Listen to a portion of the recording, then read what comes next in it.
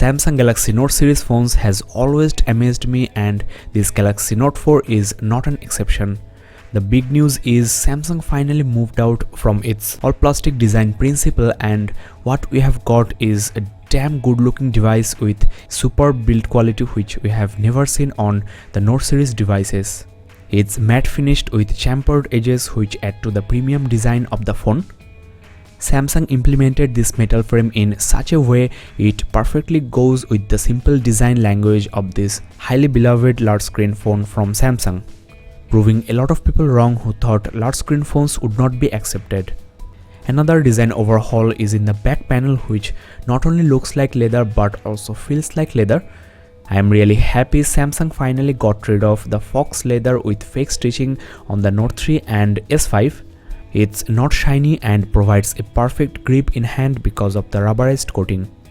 Note 4 looks premium all around, and when you are spending 56,000 rupees or around $950 you can really expect a rich look like this.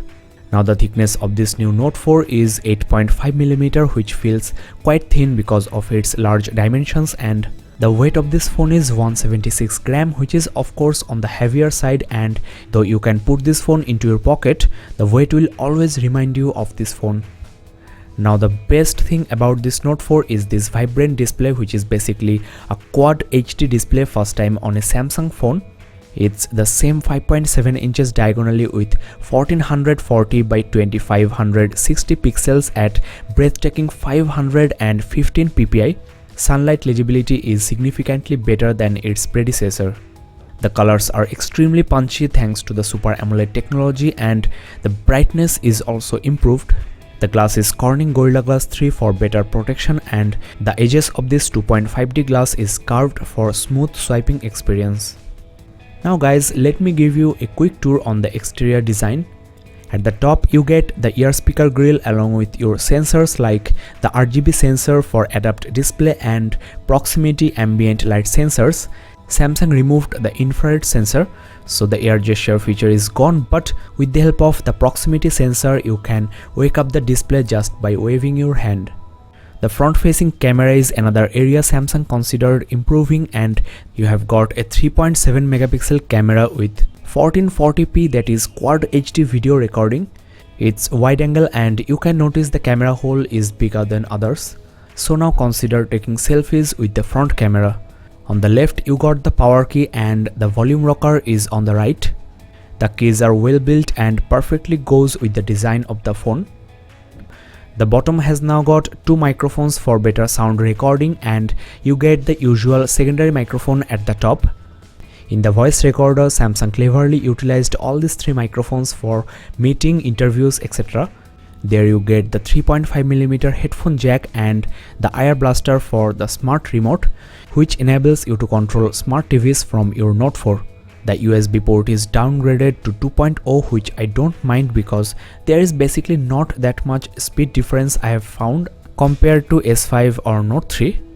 Now the standout feature of this Note 4 is of course this S Pen. It's slightly redesigned for better grip, and the pressure sensitivity has been doubled with 2048 levels.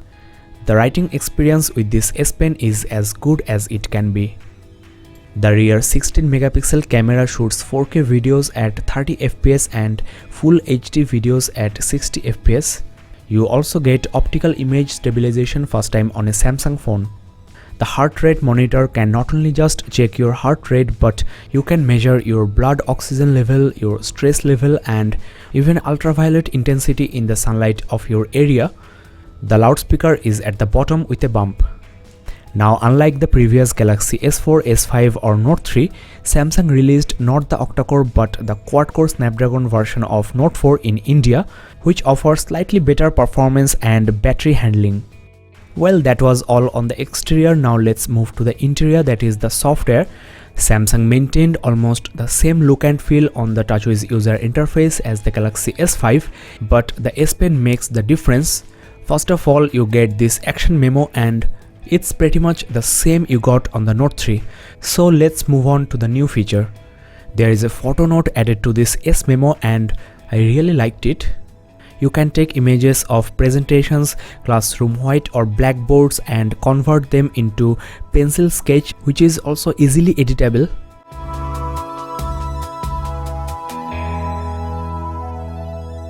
As you can see, the image has been straightened.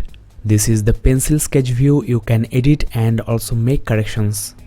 Here on the browser, I found another very interesting feature with the S Pen. For making selections, you can just press and hold the button and no need to pressing and holding on the display.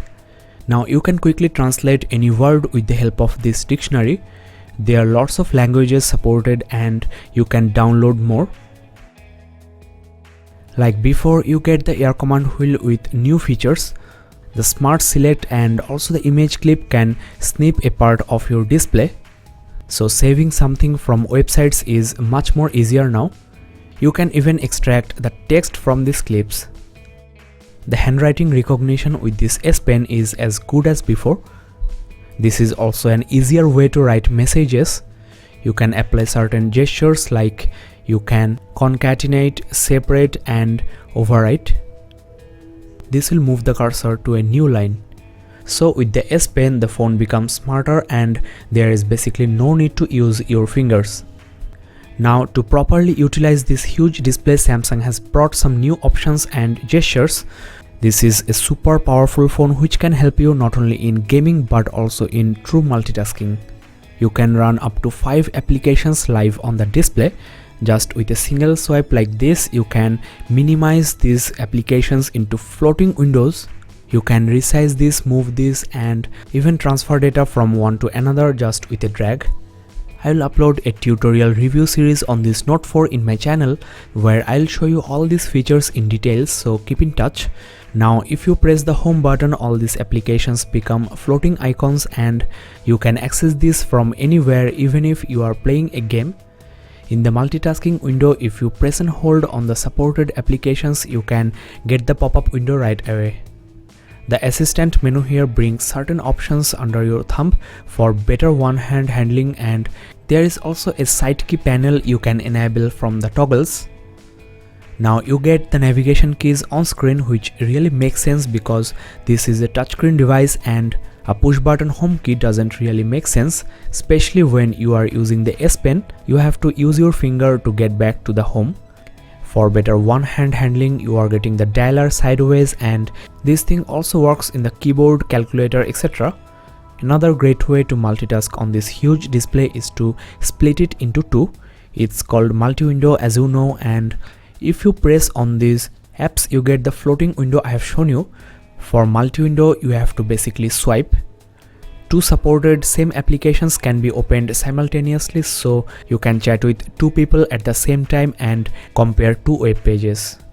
Now you must have heard about something called gap gate on this Galaxy Note 4.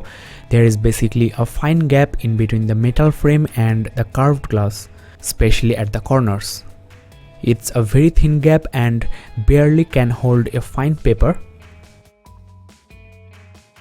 I rubbed the phone into my head and fortunately this gap doesn't catch any hair. According to Samsung, this is a part of the design. So you should not be that much concerned about this. Next, I want to talk about the battery backup from this Galaxy Note 4, and I'll say I am slightly disappointed here. On my Galaxy S5, I am used to get at least 1.5 days or 2 days backup, but Note 4's 3220 mAh battery can hardly provide a full day backup. Interestingly, Samsung is providing a 9V charger instead of the conventional 5V charger, which will charge your phone from 0% to 50% within 30 minutes and full 100% in an additional hour. The camera on this Galaxy Note 4 is as good as Galaxy S5, which is, as you know, the best or one of the best camera phones, and in this era of selfies, Samsung included a much better front camera. You can also take selfies with the rear camera. There is a dedicated option for that. You get couple of new modes like this food mode, and you have to basically download these from the Galaxy App Store. As you know, Note 4 packs optical image stabilization, so handheld photography is now easier.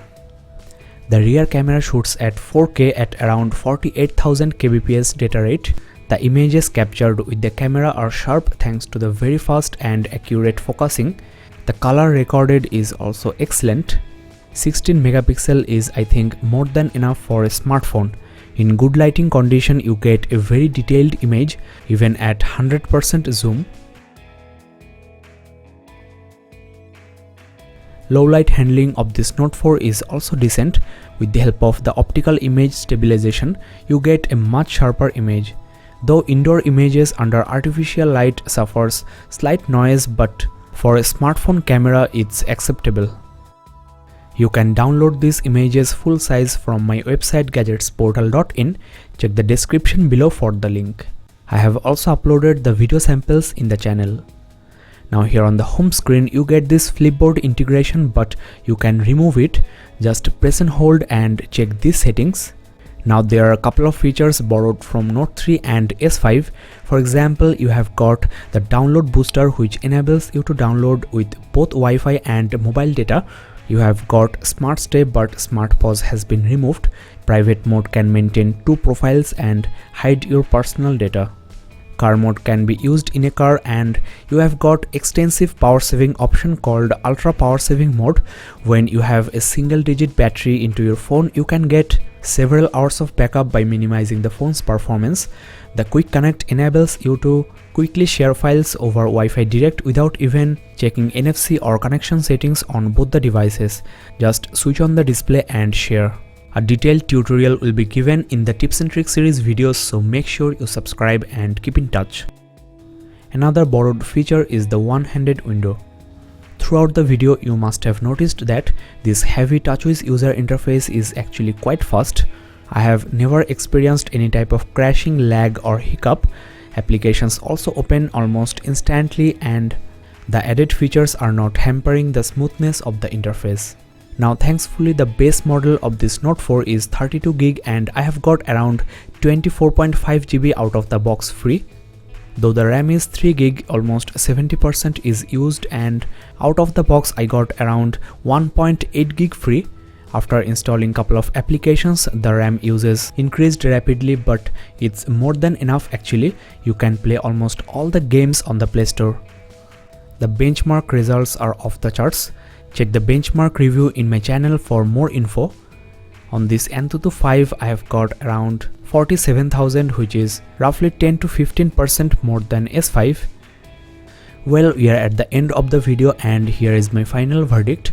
Galaxy Note 4 is an all-rounder with magnetic stylus, hardcore processor, great display, and TouchWiz is beyond doubt the best interface. After a few days of usage, you will be used to this huge display, and the innovative gestures and features perfectly utilize this huge display. The look and build quality is the best on a Samsung phone yet, and if you are coming from Note 3 or S5, you will feel the change. Samsung is perfecting its Note series phones every year, and the Note 4 is the smartest till now. So if you are considering getting a Galaxy Note 4, do get it. Keep in touch with this channel guys, a lot more videos on this device are coming soon. You can check my Facebook page facebook.com/gadgetsportal and my website gadgetsportal.in for the camera samples. Thanks for watching friends, please consider subscribing.